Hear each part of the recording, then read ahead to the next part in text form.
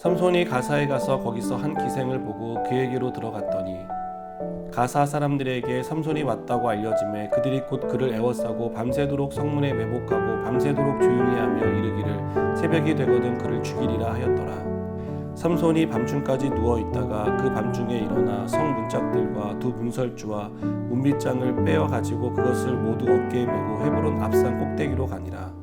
이후에 삼손이 소랫골짜기에 들릴라라 이름하는 여인을 사랑하매 블레셋 사람의 방백들이 그 여인에게로 올라가서 그에게 이르되 삼손을 꾀어서 무엇으로 말미암아 그 큰 힘이 생기는지 그리고 우리가 어떻게 하면 능히 그를 결박하여 굴복하게 할 수 있을는지 알아보라. 그리하면 우리가 각각 은 1100개씩을 네게 주리라 하니 들릴라가 삼손에게 말하되 청하건대 당신의 큰 힘이 무엇으로 말미암아 생기며 어떻게 하면 능히 당신을 결박하여 굴복하게 할 수 있을는지 내게 말하라 하니 삼손이 그에게 이르되 만일 마르지 아니한 새 활줄 7으로 나를 결박하면 내가 약해져서 다른 사람과 같으리라. 블레셋 사람의 방백들이 마르지 아니한 새 활줄 7을 여인에게로 가져오매 그가 그것으로 삼손을 결박하고 이미 사람을 방 안에 매복시켰으므로 삼손에게 말하되 삼손이여 블레셋 사람들이 당신에게 들이닥쳤느니라 하니 삼손이 그 줄들을 끊기를 불탄 삼시를 끄는 같이 하였고 그의 힘의 근원을 알아내지 못하니라. 들릴라가 삼손에게 이르되 보라 당신이 나를 희롱하여 내게 거짓말하였도다. 청하건대 무엇으로 당신을 결박할 수 있을는지 이제는 내게 말하라 하니 삼손이 그에게 이르되 만일 쓰지 아니한 새 밧줄들로 나를 결박하면 내가 약해져서 다른 사람과 같으리라 하니라. 들릴라가 새 밧줄들을 가져다가 그것들로 그를 결박하고 그에게 이르되 삼손이여 블레셋 사람이 당신에게 들이닥쳤느니라 하니 삼손이 팔 위에 줄 끊기를 실을 끄는 같이 하였고 그때에도 사람이 방 안에 매복하였더라.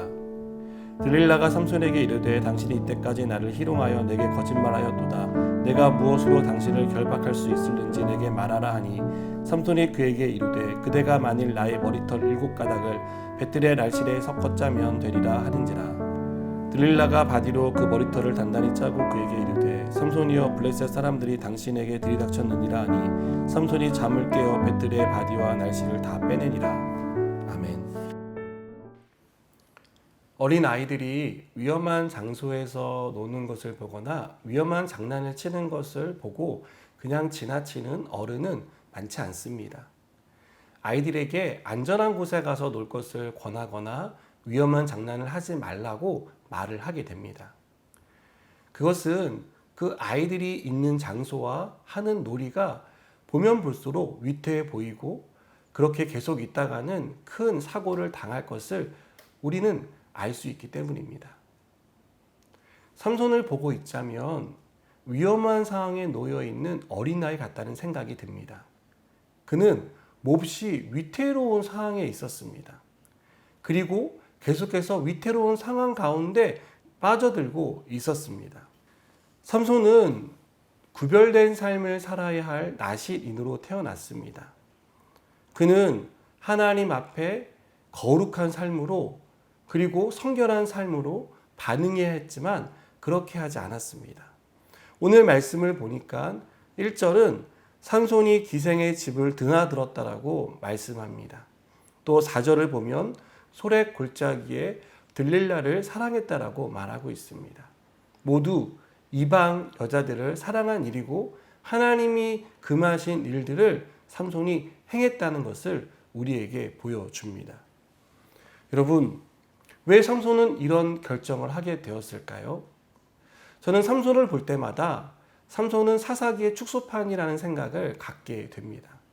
자기 소견에 옳은 대로, 내 눈이 보기 좋은 대로, 내 생각이 미치는 대로, 내 욕구가 이끄는 대로 살아가는 것이 사사기 시대의 사람들의 모습이었고 또한 삼손의 모습이기 때문입니다. 삼손은 방탕한 삶을 살았습니다. 그리고 그 방탕함은 삼손을 위험에 빠뜨렸습니다. 삼손은 들릴라를 사랑했지만 들릴라는 삼손을 사랑하지 않았습니다. 그녀는 블레셋 방백들이 거액을 제시하며 삼손의 비밀을 캐내달라고 요청했을 때 그 요청에 순순히 응했습니다. 이러한 사실을 모르는 삼손의 모습은 위험한 상황에 놓여 있지만 위험한 사실을 인지하지 못하는 어리석은 사람처럼 보입니다. 그 자리를 피해야 하지만 나는 괜찮아, 나는 안전해, 나는 아무 일도 없을 거야 라고 생각하는 그런 어리석은 모습을 우리에게 보여주고 있습니다. 삼손의 구별되지 않은 삶이 낳은 결과들입니다. 사명을 위해 살아야 할 사사가 자기 소견에 옳은 대로 따른 결과였습니다. 사랑하는 여러분, 위험을 깨닫는 것도 은혜입니다. 내가 위험한 상황에 놓였다는 사실을 모르는 사람은 위험 때문에 큰 어려움을 겪습니다. 계속 그곳이 안전하다라고 스스로 생각하고 그 자리에 머물면서 결국은 큰 위험 때문에 사고를 당하게 됩니다. 하지만 위험을 인지하고 깨닫는 사람은 적어도 자신이 있는 곳이 안전하지 않다는 것을 깨닫고 피할 수 있습니다. 하나님이 하지 말라고 말씀하신 위험한 일에 빠지지 않는 지혜가 우리에게는 필요합니다. 사랑하는 여러분, 저는 삼손을 볼 때 만일 삼손이 하나님이 맡기신 사명에 충실하게 살았다면 어떠한 모습이었을까를 상상해 봅니다. 그는 지금처럼 이렇게 기억되지는 않았을 것입니다. 충실한 이스라엘의 사사로 하나님께 쓰임받은 위대한 사사로 우리의 기억 속에 남아 있을 것입니다. 저는 우리가 적어도 이런 위험한 상황 가운데 계속해서 빠져 들어가지 않기를 원합니다. 유혹의 욕심을 따라 살아가지 않기를 원합니다. 욕구에만 충실한 자가 되지 않기를 원합니다. 바라는 것은 하나님께서 우리에게 지혜를 주셔서 깨닫게 해주셔서 위험을 감지하고 그 위험 가운데서 믿음을 지킬 수 있는 믿음의 사람으로 우리 모두를 세워주길 원합니다. 그렇게 되기를 바라고 또 오늘도 그 은혜를 간구하며 살아가는 저 여러분 되기를 바랍니다. 함께 기도하시겠습니다.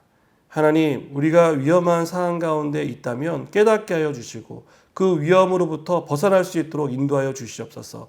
내 생각이 옳은 대로, 내 눈이 보기 좋은 대로, 내 욕구에 충실하게 살아가는 자가 아니라 하나님의 명령을 따라 살아갈 수 있는 믿음의 삶이 되게 하여 주옵소서. 예수님의 이름으로 기도드립니다. 아멘.